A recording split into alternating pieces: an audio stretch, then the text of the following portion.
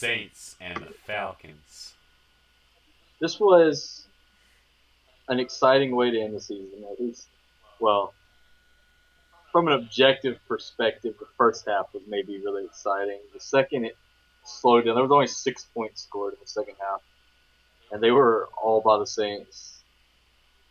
um, it ended with a field goal at the end of the season. End of the game, end of the season, walk off victory for the Saints. Um, I mean, that's a good way to end the season, right? You beat your rival in their home stadium. Yeah.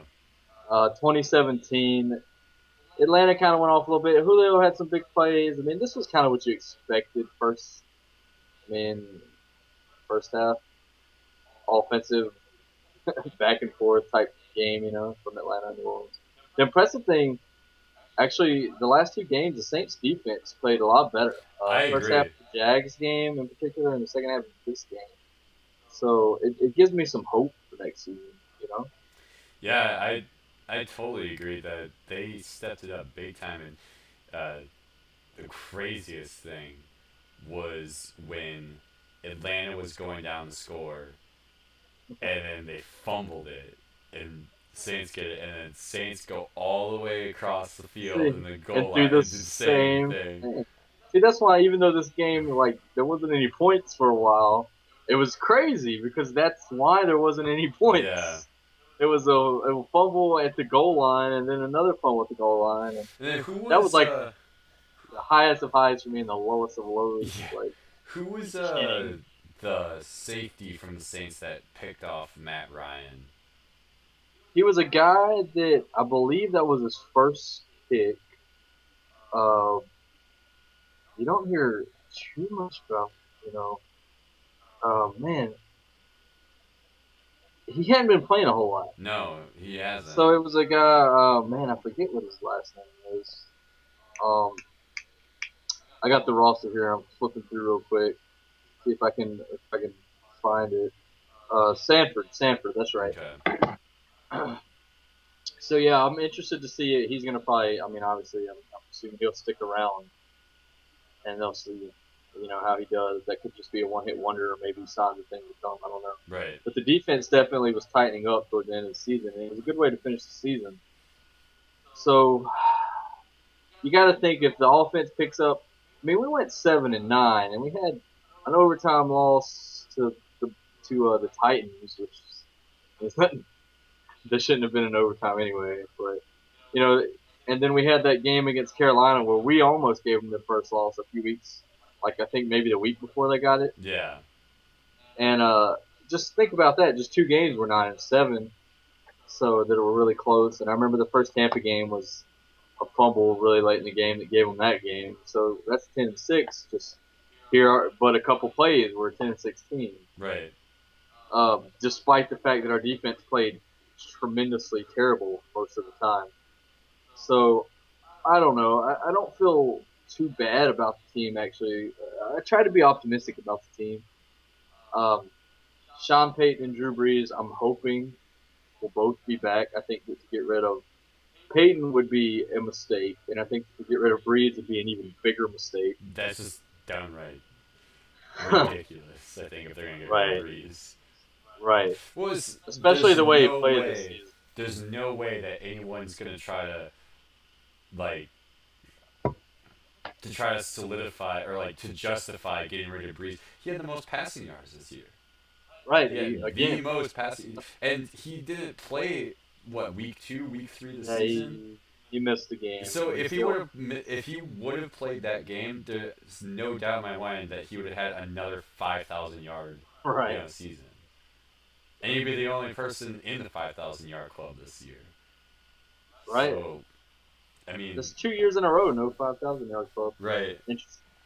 I think that's just coincidental a little bit. A lot of that has to do with injuries.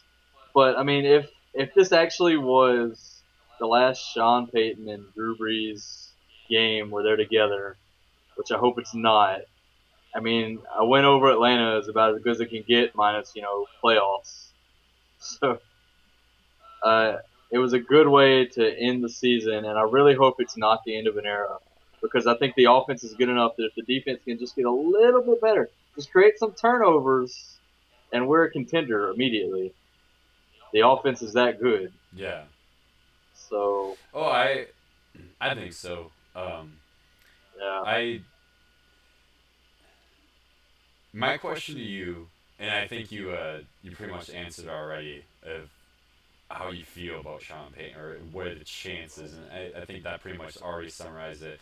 My other question is, Well, the chances seem relatively up in the air yeah, as far as Sean Payton. I think they're lower on Breeze. They need to renegotiate his contract, give him an extension. Is what they need to do with Breeze because he's due $30 million, and that's just not acceptable when you're trying to balance out the salary cap and stuff. That's got to be renegotiated. So the man wants an extension, give him an extension. You know what I mean? right, And they said that the Saints are willing to take a second round pick in exchange for Peyton, which really, I'd be moneyballing for like first round pick. You know, maybe at least I'm make that the offer, even if that's not what you're willing to I'm take. sure Why lowball? 49ers would love to give a first round pick for Sean Payton. Uh, You know, right, I'm right. sure they would. But my next question for you is, if unfortunately Sean Payton does get fired, who would you want to take over for that team? And It's I'm gonna be and tricky. I'm not talking like a hypothetical. Like I'm talking like out of the eligible coaches that are out there right now, or even being discussed, who do you think would be that you would That's a like really to? tough question. They definitely need to. If there is a new coaching staff or a new head coach bringing in, I really hope he keeps Carmichael as offensive coordinator because I think it's dangerous. You could potentially harm the offense if you break up what's going on too much. yeah, You know, I mean, getting rid of Sean Payton might be detrimental. We don't know. Breeze without Payton was not as good as he was with Payton. The one season we didn't have Sean Payton, Breeze had a down year and a lot of interceptions. That was 12 when he was suspended for the whole bounty thing. yeah, And he did have it down here. Maybe if there's an official head coach in, I don't know. Uh, I mean, there's a lot of what ifs. The biggest what if to me is if Sean Payton's gone, do they get a defensive minded head coach instead and maybe just keep Carmichael on as offensive coordinator?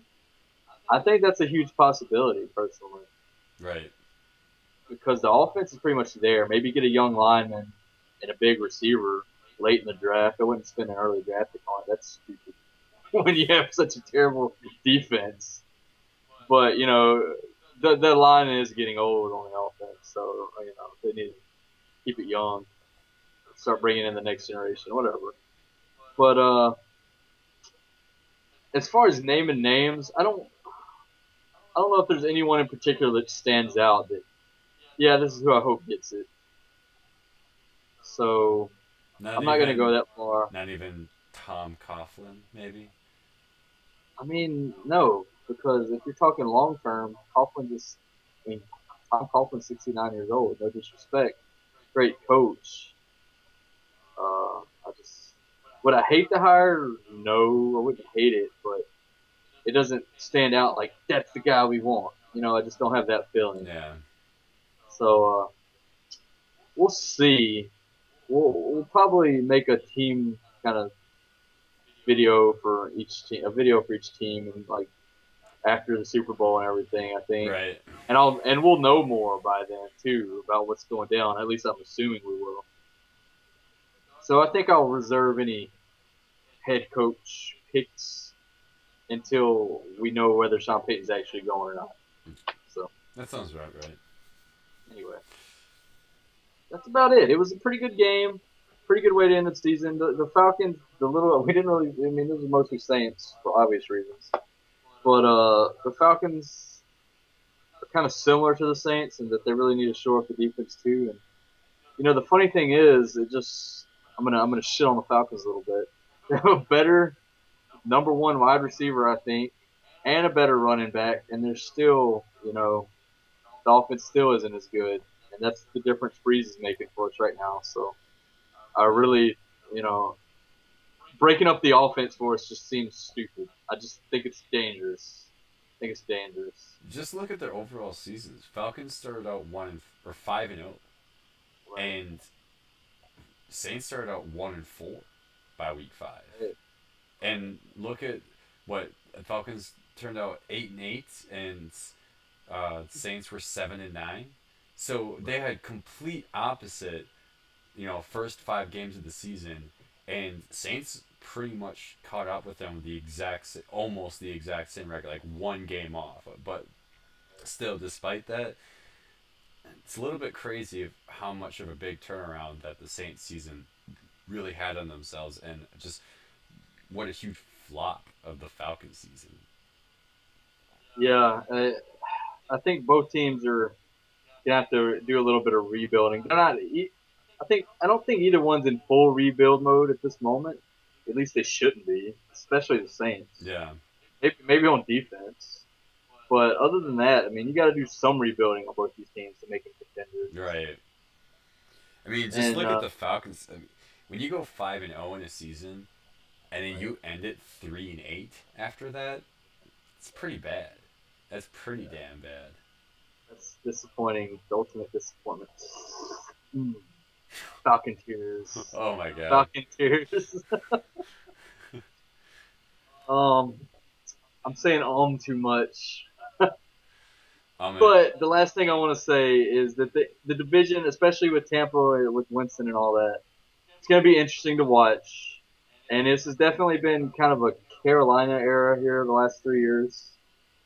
They've been building up, and this might be the culmination of what they've been doing here this year. Who knows how far it's going to go? And it's going to be interesting, though. I don't think it's a gimme that Carolina's winning the division next year. I'll say that much. Yeah. That's about it. About it. Sounds good. Well, I think with all of that, we can always follow us on Facebook and Twitter. And we have our predictions for the playoffs this season for our late call, which will also compare with our original predictions back in week 1. Sure. And then we always have wild card weekend starting up, so we're in the playoffs, baby. It's all good. Word on